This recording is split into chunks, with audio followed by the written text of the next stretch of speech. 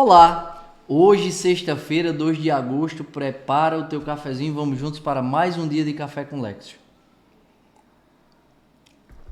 Em nome do Pai, do Filho e do Espírito Santo. Amém. Pai nosso que estais no céu, santificado seja o vosso nome. Venha a nós o vosso reino e seja feita a vossa vontade, assim na terra como no céu. O pão nosso de cada dia nos dai hoje, e perdoai-nos as nossas ofensas, assim como nós perdoamos a quem nos tem ofendido. Não nos deixeis cair em tentação e livrai-nos do mal. Amém. Ave Maria, cheia de graça, o Senhor é convosco. Bendita sois vós entre as mulheres e bendito é o fruto do vosso ventre, Jesus. Santa Maria, Mãe de Deus, rogai por nós, pecadores, agora e na hora da nossa morte. Amém. Glória ao Pai, ao Filho e ao Espírito Santo, como era no princípio, agora e sempre. Amém. Nossa Senhora, medianeira de todas as graças, rogai por nós. São José, providenciai e intercedei por nós. Continuamos unidos em nome do Pai, do Filho e do Espírito Santo. Amém. Primeira leitura de hoje, Jeremias capítulo 26, versículos de 1 a 9. Essa palavra, ela narra um momento em que Deus pede para Jeremias falar ao seu povo uma palavra muito dura, muito firme. E o que é que acontece? O povo murmura. O povo, como vai dizer o último versículo da primeira leitura de hoje, todo o povo juntou-se contra Jeremias na casa do Senhor, porque Jeremias não deixou de falar aquilo que Deus havia mandado ele falar. Jeremias obedeceu a Deus e falou aquilo que Deus queria falar ao seu povo. E é isso que muitas vezes acontece com o profeta. É isso que muitas vezes acontece com aquele que está vivendo a sua vida conforme a palavra de Deus. As pessoas começam a reclamar, as pessoas começam a murmurar, as pessoas começam a maldizer.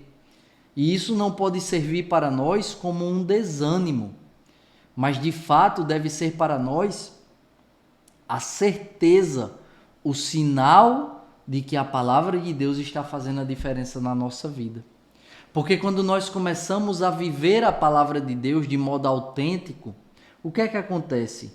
A verdade ela é revelada. E quando a verdade ela é revelada por meio da nossa vida, sem que a gente diga uma só palavra, mas com a nossa conduta, com o nosso comportamento, com as nossas escolhas, com os nossos gestos, quando a verdade é revelada, a verdade desvela muitas ilusões. A verdade desvela, tira o véu de muitas mentiras, de coisas e de pessoas que vivem situações que não correspondem à realidade. E isso incomoda, dói, porque você se deparar com a verdade muitas vezes e perceber que estava na mentira, no erro, no pecado, isso incomoda.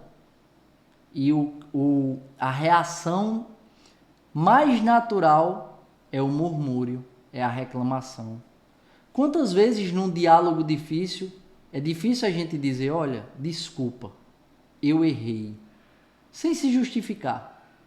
Sem dizer, eu errei, mas você fez isso. Não, eu errei.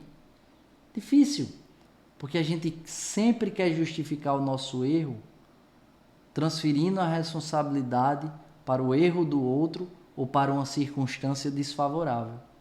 Quando muitas vezes na nossa vida, a gente tem que fazer um exame de consciência sincero e maduro e dizer, a responsabilidade do meu erro é única e exclusivamente minha. A responsabilidade do meu pecado é minha e de mais ninguém. A responsabilidade do meu fracasso, minha. E aí, muitas vezes a palavra de Deus desvela, revela a verdade sobre nós. Isso gera incômodo. Então, às vezes, o padre fala uma coisa na homilia e a gente começa a não gostar mais do padre. Por quê?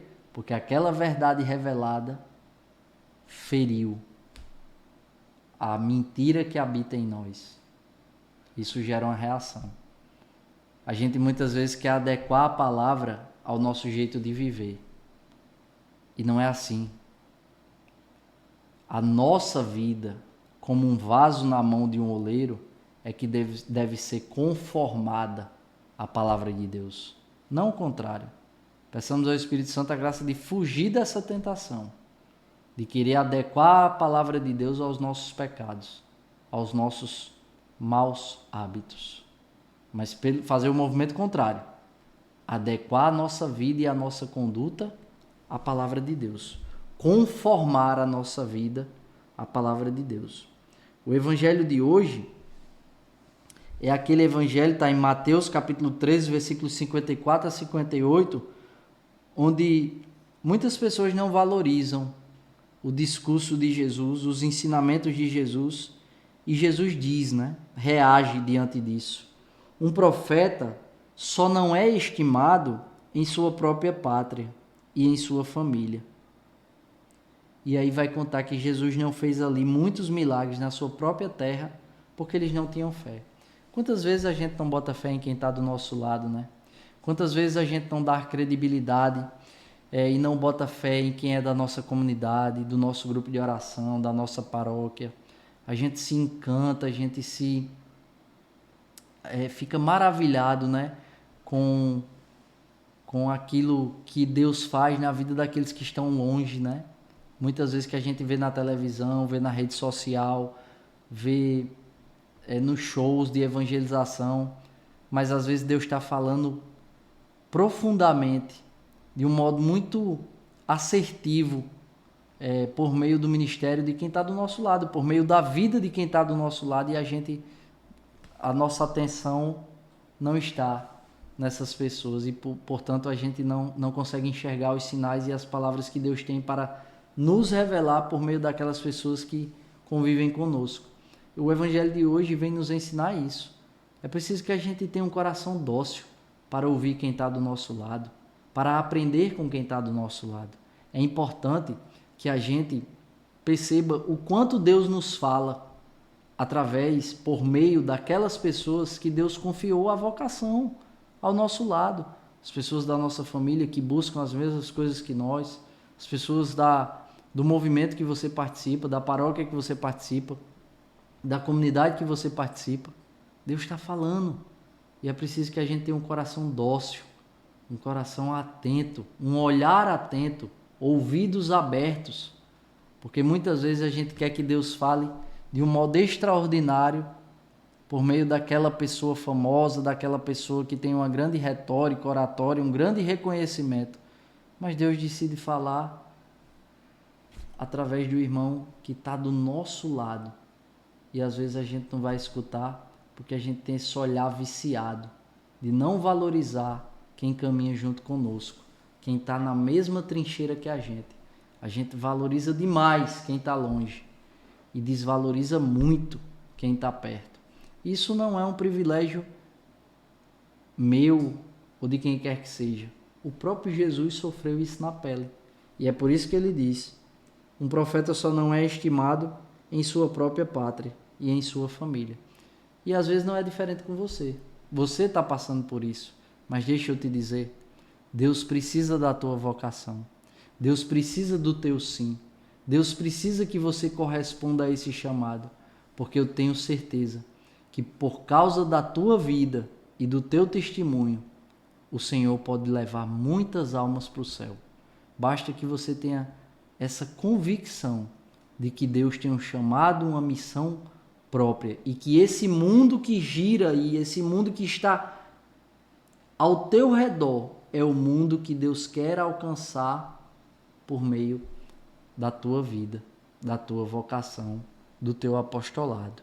Peçamos ao Espírito Santo essa graça de não retroceder, de não ter medo de ser essa vela, farol que ilumina a vida daqueles que estão ao nosso redor. Ainda que não haja reconhecimento, ainda que falte corações dóceis, mas no momento oportuno e no momento inoportuno, o Senhor completará a obra que Ele começou na minha e na tua vida. Que Deus nos abençoe e nos aprove a cada passo. Se vivo, vivo pela misericórdia do Senhor.